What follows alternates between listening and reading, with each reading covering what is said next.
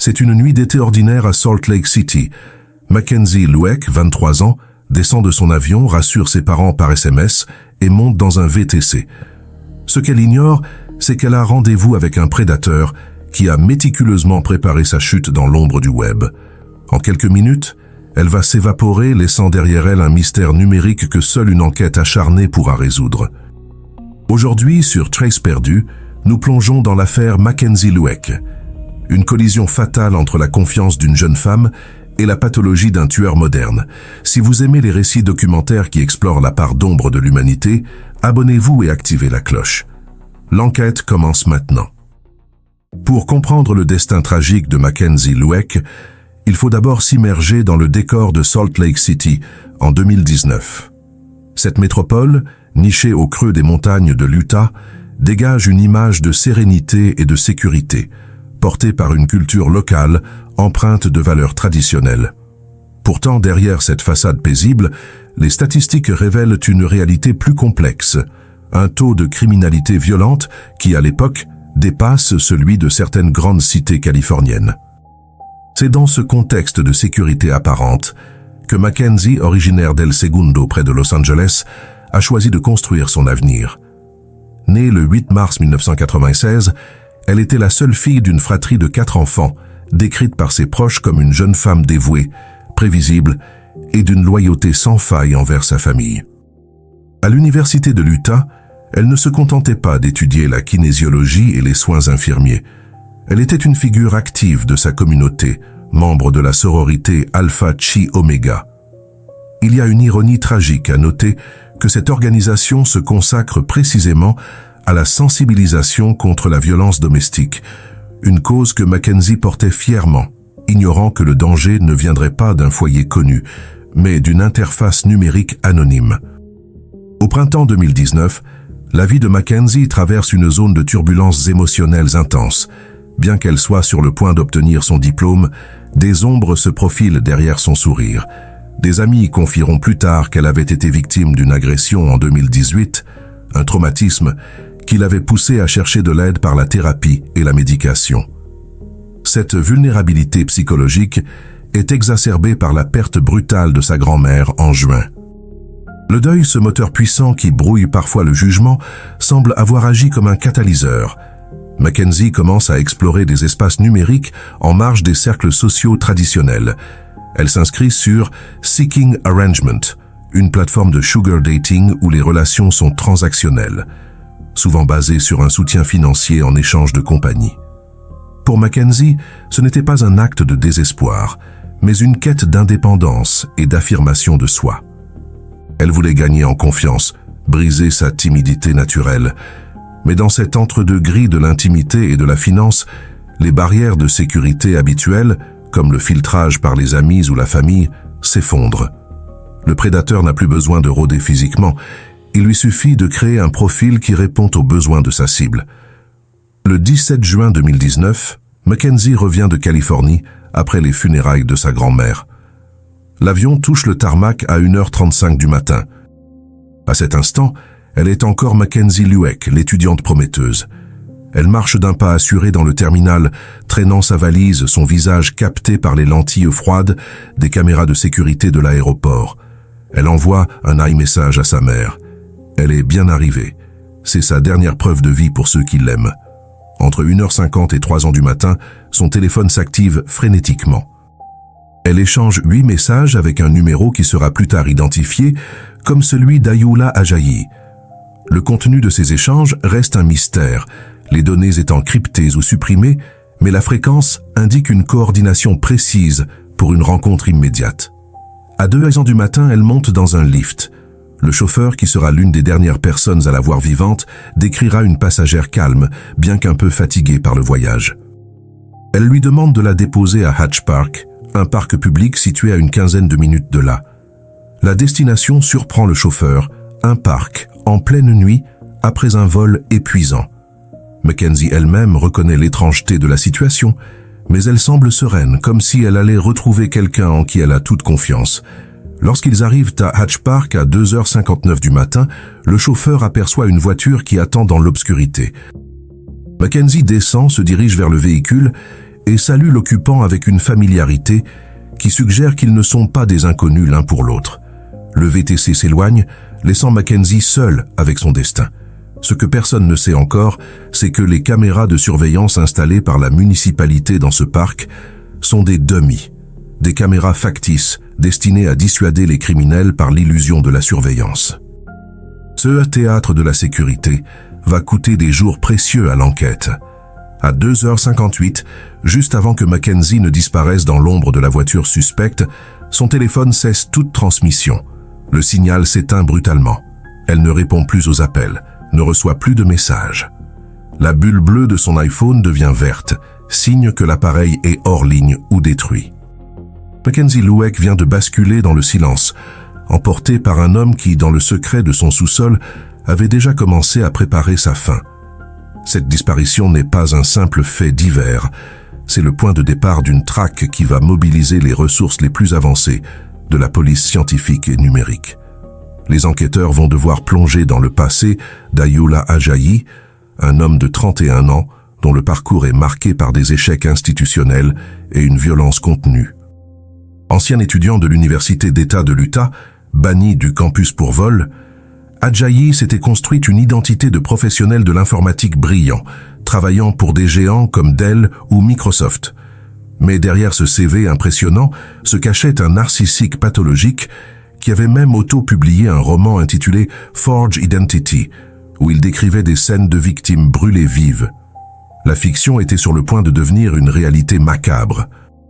Dans les jours qui suivent la disparition, alors que la famille de Mackenzie s'inquiète de son absence à un examen crucial, le prédateur commence son travail d'effacement. Il ignore que chaque mouvement, chaque connexion Wi-Fi, chaque achat de gasoline laisse une trace indélébile dans le réseau complexe des métadonnées modernes. L'enquête qui s'annonce ne se jouera pas seulement sur le terrain, mais dans les serveurs et les bases de données, là où les secrets les mieux gardés finissent toujours par refaire surface. L'absence de Mackenzie devient insupportable le 20 juin, lorsque son père, Greg Lueck, contacte officiellement la police. Au départ, les autorités traitent l'affaire avec une certaine réserve. Mackenzie est une adulte, elle a le droit de ne pas donner de nouvelles. Mais le profil de la jeune femme ne correspond pas à une fugue. Elle est prévisible, dédiée à ses études. Très vite, les détectives de Salt Lake City comprennent qu'ils ne cherchent pas une étudiante en quête d'espace, mais une victime potentielle. Ils lancent alors une opération de geofencing, une technique consistant à identifier tous les téléphones ayant borné dans le périmètre de Hatch Park au moment de la disparition. C'est là que le nom d'Ayoola Ajayi apparaît pour la première fois. La technologie qui avait facilité la rencontre fatale va maintenant devenir l'instrument de la justice. Les données révèlent une anomalie glaçante.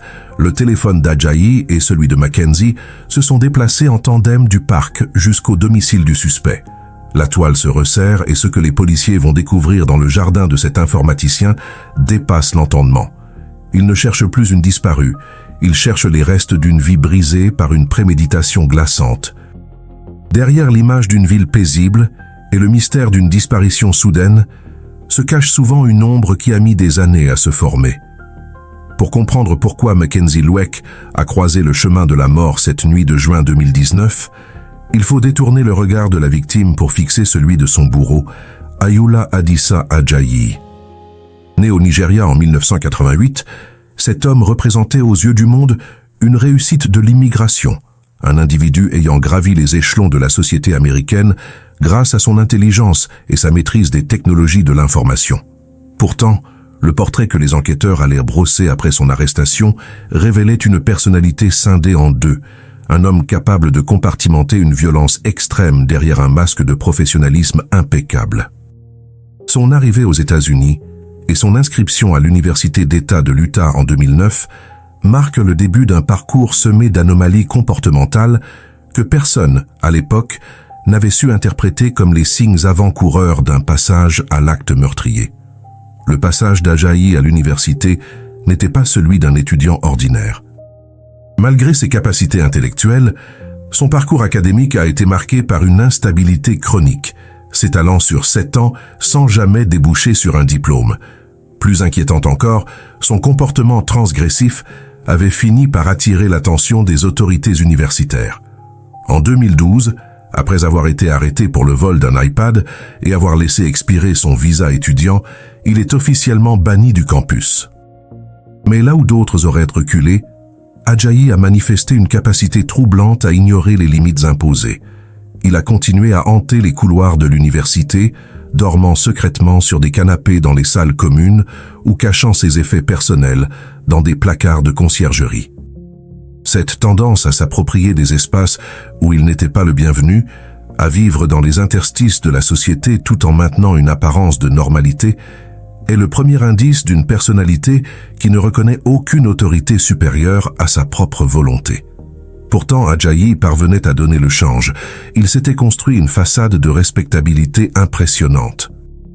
Il a servi brièvement dans la garde nationale de l'armée de l'Utah, bien qu'il en ait été réformé avant la fin de sa formation initiale pour des raisons médicales. Sur le plan professionnel, son CV affichait des noms prestigieux: Dell, Goldman Sachs, Microsoft. Dans le milieu de l'informatique de Salt Lake City, il était perçu comme un technicien compétent, quelqu'un qui maîtrisait les systèmes complexes et les flux de données. Cette aisance technologique n'était pas seulement une carrière, c'était un outil de manipulation. Il savait comment naviguer dans le monde numérique, comment utiliser le cryptage et les applications anonymes pour dissimuler ses intentions. Mais sous cette couche de vernis social, un besoin de reconnaissance et une noirceur profonde commençaient à déborder. En 2018, un an avant le meurtre, Ajayi publie un roman intitulé Forge Identity. Pour les criminologues qui l'analyseront plus tard, ce livre n'est pas une simple œuvre de fiction, mais une confession inconsciente, ce que l'on appelle en psychologie criminelle une fuite comportementale. Le protagoniste du livre, Ézéchiel, est témoin d'une scène où un ami est brûlé vif par une foule. Le récit explore le dilemme entre devenir un cerveau criminel ou échapper à la tyrannie. Le motif récurrent des flammes, de la destruction du corps par le feu, n'était pas un choix artistique innocent. C'était la manifestation d'un fantasme déviant que l'auteur nourrissait depuis longtemps.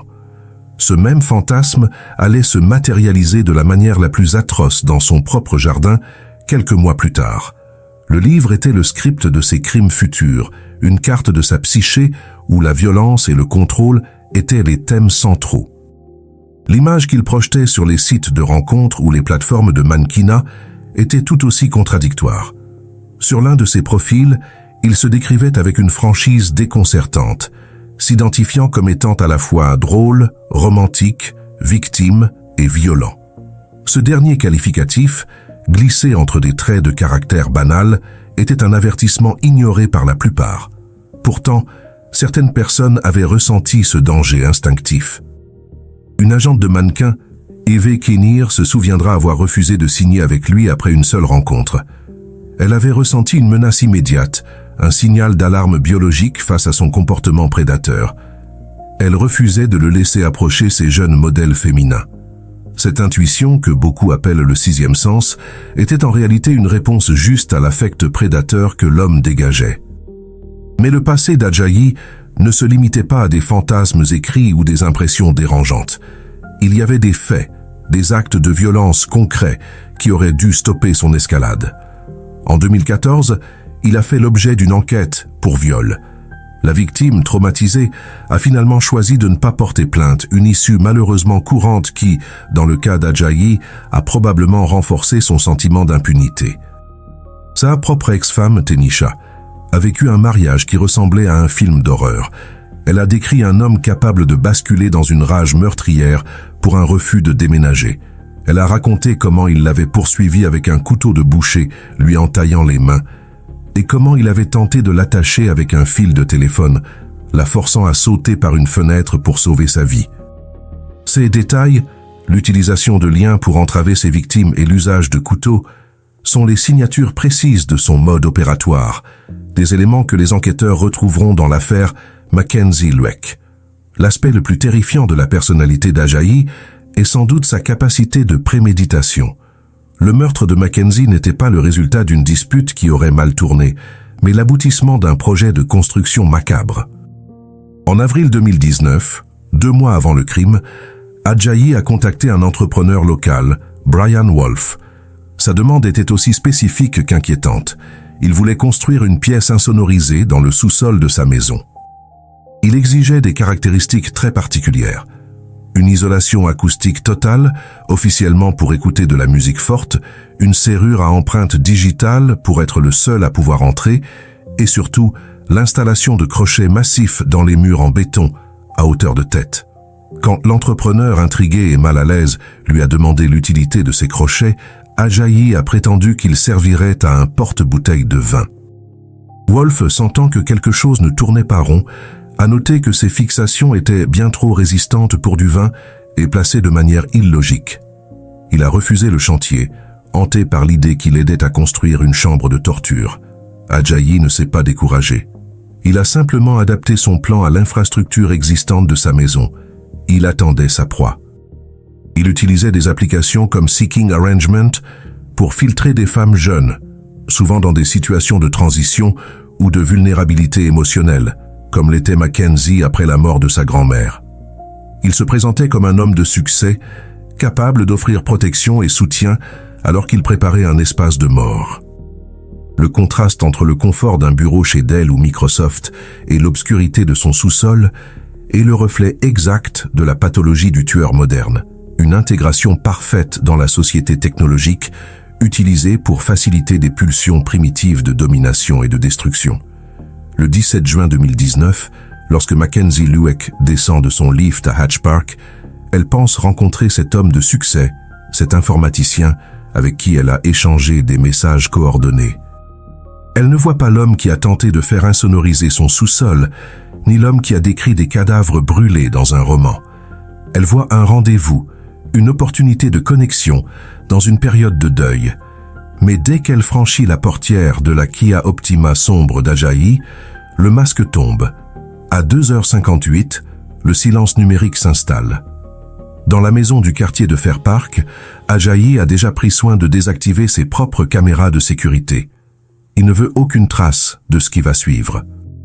Ce qui se passe derrière ces murs est la réalisation d'un fantasme de contrôle total. Mackenzie est ligotée, comme Tanisha l'avait été avant elle. Mais cette fois, il n'y a pas de fenêtre par laquelle sauter. La reconstruction légale montrera que Mackenzie s'est battue avec une énergie désespérée.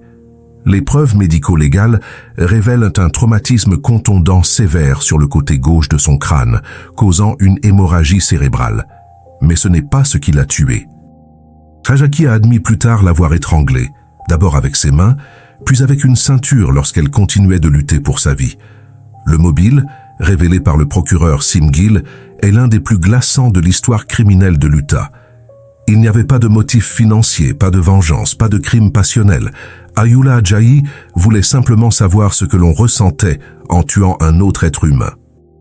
Mackenzie n'était pour lui qu'un accessoire, un objet destiné à valider ses théories sur le pouvoir et la mort. Elle était la victime choisie pour donner vie à son roman, pour transformer sa fiction en un trophée de chair et de sang. Après le meurtre, le calme effrayant d'Ajayi persiste. Alors que le corps de la jeune femme repose dans sa maison, il sort acheter de l'essence. Les voisins commencent à remarquer une odeur rance, une fumée chimique qui s'élève de son jardin. Il tente d'incinérer les restes dans un brasero de fortune, un écho direct à son livre. Il est si sûr de son invisibilité qu'il continue ses activités, tente de donner son matelas sur un site de revente pour effacer les traces biologiques et s'invente une vie de famille avec une petite amie imaginaire. Il ignore que la technologie qu'il pense maîtriser a déjà commencé à le trahir. Les serveurs de Google, les tours de téléphonie mobile et les registres des fournisseurs d'accès Internet sont en train de compiler le dossier qui le conduira à la prison à vie. Le prédateur numérique a oublié une règle fondamentale. Dans le monde moderne, chaque action laisse une ombre de données que même le feu ne peut pas effacer. L'inquiétude, d'abord sourde et diffuse, finit par se transformer en une certitude glaciale le 20 juin 2019. Pour la famille Lueck, le silence de Mackenzie n'est plus une simple absence de nouvelles. C'est une anomalie statistique qui hurle le danger. Lorsqu'elle rate un examen crucial à l'université, ses proches contactent la police de Salt Lake City. Les premières heures d'une enquête pour disparition sont souvent les plus frustrantes. Les autorités font face à une jeune femme majeure, libre de ses mouvements, et rien, en apparence, n'indique une lutte ou un enlèvement. Mais la mère de Mackenzie, Diane, apporte un détail technique qui va changer la donne. Elle explique au détective que ses messages, habituellement bleus sur son iPhone, sont soudainement devenus verts. Pour le commun des mortels, c'est un changement de protocole de messagerie. Pour un enquêteur chevronné, c'est l'indice que le téléphone de la cible a été mis hors tension, détruit ou déconnecté du réseau au moment précis de sa rencontre dans le parc. Ce petit changement chromatique devient la première trace numérique d'un crime qui tente de se cacher dans les ondes. Les détectives de la SLCPD commencent par envoyer un message texte au téléphone de Mackenzie, une procédure standard pour vérifier si elle répondra à une autorité officielle. Le message est clair, ils ont simplement besoin de vérifier sa sécurité, mais l'absence d'accusé de réception confirme la théorie du blackout. Sans témoin oculaire, sans vidéo de surveillance exploitable à cause des caméras factices de Hatch Park, la police se tourne vers la seule ressource capable de remonter le temps, les métadonnées. Ils obtiennent un mandat de geofencing, une technique de pointe qui permet d'identifier tous les appareils mobiles ayant borné sur les tours cellulaires entourant le parc entre 2 et 4 heures du matin cette nuit-là. C'est un travail de titan, consistant à filtrer des milliers de connexions pour isoler 2 signaux qui se seraient rencontrés. C'est là, dans l'abstraction des logs informatiques, que le nom d'Ayoola Ajayi surgit des ténèbres. Les données révèlent une coïncidence impossible. Le téléphone d'Ajayi et celui de Mackenzie étaient non seulement au même endroit à la même minute, mais ils ont ensuite entamé un mouvement parfaitement synchronisé, une danse macabre vers le quartier de Fair Park. L'analyse de la colocation est formelle. Les 2 appareils se sont déplacés en tandem à la vitesse d'une voiture jusqu'à la résidence d'Ajayi au 547 North Mill West. À partir de cet instant, le signal de Mackenzie meurt définitivement, tandis que celui d'Ajayi reste actif, ancré chez lui. Les enquêteurs ont désormais un suspect, mais ils n'ont toujours pas de corps, ni de preuves irréfutables de violence. Ils commencent alors à surveiller discrètement la maison. Le 24 juin, une première visite de courtoisie est rendue à Ajayi. L'homme reste de marbre. Avec le calme froid d'un professionnel de l'informatique, il prétend ne jamais avoir rencontré Mackenzie, suggérant même que son réseau Wi-Fi étant ouvert, n'importe qui aurait pu utiliser son adresse IP depuis l'extérieur. C'est une défense technique ingénieuse, typique d'un narcissique qui pense avoir une longueur d'avance sur la police. Mais ce qu'il ignore, c'est que les enquêteurs ont déjà croisé ses données de localisation avec ses relevés bancaires. Ils savent qu'à 9 heures du matin, le jour de la disparition, il a acheté un bidon d'essence rouge dans une station-service locale. Le 26 juin, le SWAT investit la propriété. Alors que les techniciens de la police scientifique pénètrent dans la maison, une équipe se déploie dans le jardin avec des chiens spécialisés dans la détection de restes humains. L'atmosphère est pesante. Les voisins, intrigués par l'agitation, commencent à parler. Ils racontent cette odeur insupportable, ce mélange de brûlé et de chimie rance qui flottait dans l'air quelques jours plus tôt. L'un d'eux décrit Ajayi alimentant un brasero avec une frénésie inhabituelle. Dans le jardin, les chiens marquent un arrêt net près d'un tas de terre fraîchement remué. Les archéologues de la criminelle commencent à creuser, centimètre par centimètre. Ce qu'ils découvrent sous la surface est une vision d'horreur. Des fragments d'os calcinés, des tissus humains carbonisés et, preuve ultime de la sauvagerie de l'acte, une partie du cuir chevelu de Mackenzie. L'ADN confirmera plus tard ce que tout le monde redoutait. Mackenzie Lueck ne reviendra jamais. À l'intérieur de la maison, l'horreur prend une autre forme. Les enquêteurs découvrent les fameux crochets installés en hauteur dans le béton du sous-sol, confirmant le témoignage de l'entrepreneur Brian Wolf. Ce n'était pas un porte-bouteille de vin, c'était le squelette d'une chambre de supplice. Ils trouvent également des traces de sang nettoyées à la hâte et des preuves que le matelas de la chambre principale a été déplacé. Acculé par ces découvertes, Ajayi tente une dernière manœuvre. Il affirme qu'il était chez lui avec une petite amie imaginaire, mais son alibi s'effondre lorsque la police découvre qu'il a acheté un téléphone prépayé juste après leur première visite, tentant de compartimenter ses communications futures. Il s'était cru plus malin que le système, pensant que sa maîtrise du cryptage et des applications de rencontres anonymes le rendrait invisible. Il n'avait pas compris que chaque interaction physique laisse une cicatrice dans le monde numérique. L'arrestation d'Ayoola Ajayi le 28 juin marque un tournant. Mais l'enquête réserve encore une surprise macabre. Malgré la découverte de restes dans le jardin, le corps n'est pas complet. Sous la pression de l'évidence et de la menace de la peine de mort, Ajayi finit par révéler qu'il a déplacé une partie des restes de Mackenzie. Craignant d'être découvert après la première visite de la police, il avait déterré ce qui restait de sa victime pour le transporter à Logan Canyon, une zone montagneuse isolée à plus de 130 km au nord. C'est un lieu qu'il connaissait bien depuis ses années à l'université d'État de l'Utah. Les enquêteurs se rendent sur place et dans une tombe peu profonde dissimulée par la végétation sauvage, ils retrouvent enfin ce que le feu n'avait pas pu détruire. Mackenzie Lueck, la jeune femme qui aimait le water-polo et qui rêvait de soigner les autres, était désormais une pièce à conviction dans une affaire de meurtre aggravée. L'examen des appareils électroniques d'Ajayi révèle alors l'étendue de sa dépravation. En plus des preuves liées au meurtre, les techniciens découvrent des milliers d'images de pédopornographie. Pour le procureur Sim Gill, le dossier est accablant. Ce n'est plus seulement l'histoire d'un meurtre, c'est l'histoire d'un prédateur multidimensionnel qui utilisait la technologie pour chasser sur tous les fronts. La stratégie judiciaire se met en place. Face à la douleur insoutenable de la famille Lueck, le bureau du procureur prend une décision difficile mais pragmatique: offrir un accord de plaidoyer.